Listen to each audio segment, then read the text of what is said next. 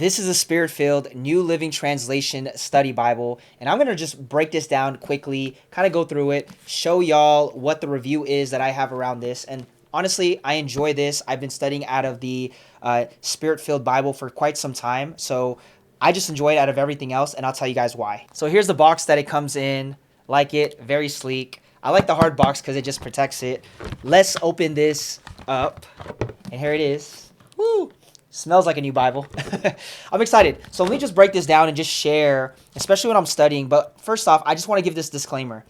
Study Bibles have commentary, and we always want to pray to the Holy Spirit before we even study, okay? With anything, any study tools y'all use, make sure you pray and ask the Holy Spirit for divine revelation. It's great to have study materials, get another perspective, but the only perspective that we want to be the final say and final confirmation is the Holy Spirit. There's two things we need. We need the Word of God and the Holy Spirit, the Holy Scriptures and the Holy Spirit. Here it is. Let's open this up. Now again, I've been using the Spirit-filled Bible for years. I enjoy it. Just opening this up in a different translation is really refreshing.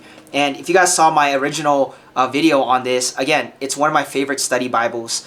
But as I was going through this, I just really like how it's outlined and how simple it is and how pleasing to the eye. So I'm here in the book of John and just opening it up in the gospel according to John. I love how in every single book you see it says author, date, purpose, John in the synoptic gospels, the content. It also talks about it in every book. How is Christ revealed? How is Christ in every book? And how does the Holy Spirit work through every book?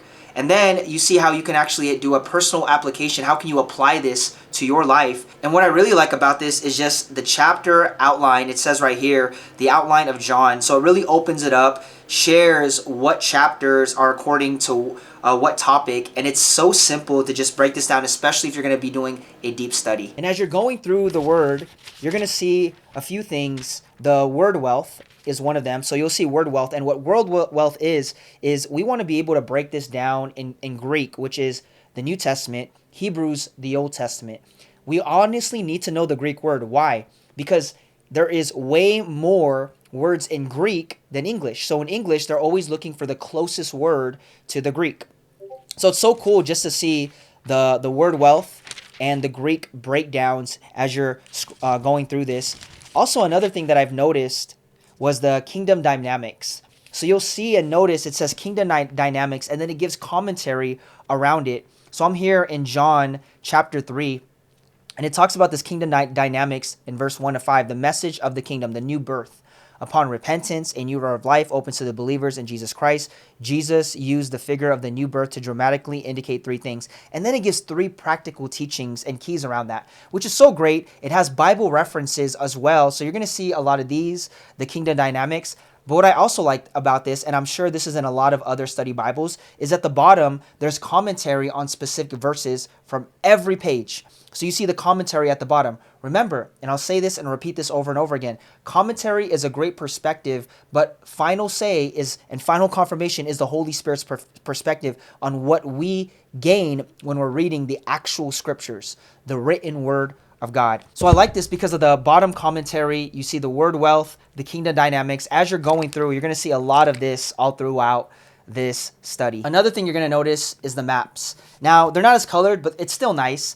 The maps, I'm here in the book of Matthew, the last chapter, and it just shows the maps of where Samaria, Judea, Galilee. Me, I'm also a visual learner, and I believe a lot of people are visual learners. They need to see things in order to really retain it. So I like how there's maps all around. So I'm here in the book of Matthew, and if you just keep going, I'm going over here to the book of Mark, and I see more maps. There's more maps. I see Decapolis, Samaria, the Sea of Galilee, and it just keeps going. And I love this as you continue to just study and see that the reference of what they're talking about, where it actually is. Maps are so great, and that's another reason why I like most study Bibles. They usually have maps. So if you're a visual learner, this is also a great way to look through. Another thing that I like is the truth in action. As you're reading and studying it through the chapters, you're going to see it's going to reference this thing to go back to the truth in action. And this is usually at the end of every book. And it's so great because it shares the truth, the word of God, and then it shows how it's activated in action according to the scripture, so you can go back and study it.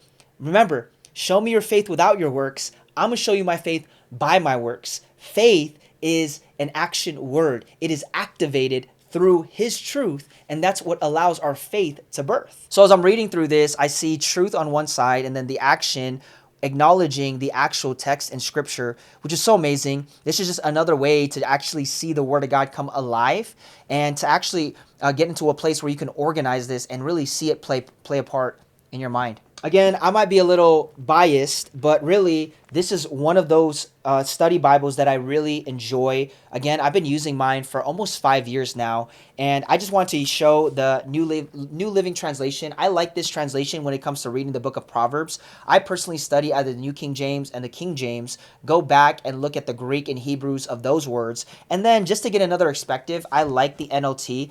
Recently, again, I've been reading Proverbs a day, so I like the NLT version of Proverbs, but I always go off the New King James and King James. There's so much that I can break down, but I just want to get the simplicity of what makes this very simple. Look how even simple it is. It's very, very small, right? Like it's not even a thick study Bible. So this is just enough to even just carry around. Not too big, not too thick, and it still has enough for us to cover with all the commentaries, the extra, and this can let alone just be its own study by itself. Hope y'all enjoyed. If you didn't watch my video on the New King James Spirit-filled breakdown, I have that here. I'm also going to be doing a newer breakdown on that as well. A lot of people enjoyed it. Links below. We actually have a Simply Uncaged Christian store. We are a gift store out here, Christian gift store in Las Vegas. We've been here since 2017, a physical store. So if you're ever out here, come by, leave a comment if you guys enjoyed this. If there's any other study guides or anything you guys wanted us to check out, feel free. Again, check out this video. It's another one that I did on the Spirit-filled. I just think it's such a great study